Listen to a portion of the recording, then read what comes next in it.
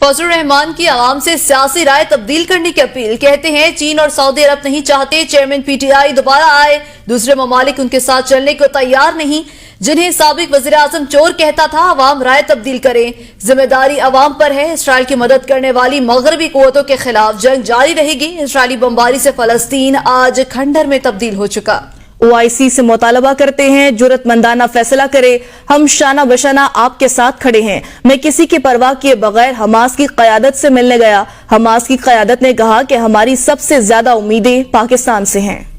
چین جیسا دوست جس نے سب سے پہلے پاکستان پر اعتماد کیا، اور وہ دوست جس کو ہم سمجھتے تھے کہ ہماری دوستی تو کو ہمالیہ سے بھی بلند ہے، بحر الکاہل سے بھی گہری ہے،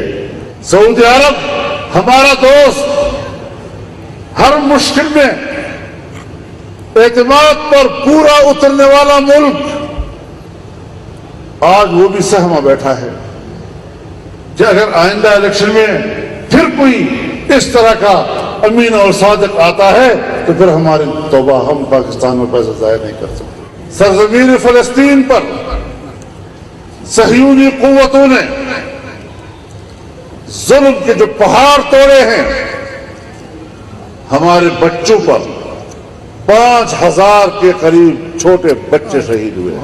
اہل فلسطین ہمارے بھائی، اور آج پوری امت مسلمہ پر فرض بنتا ہے کہ وہ اپنے بھائیوں کے ساتھ کھڑے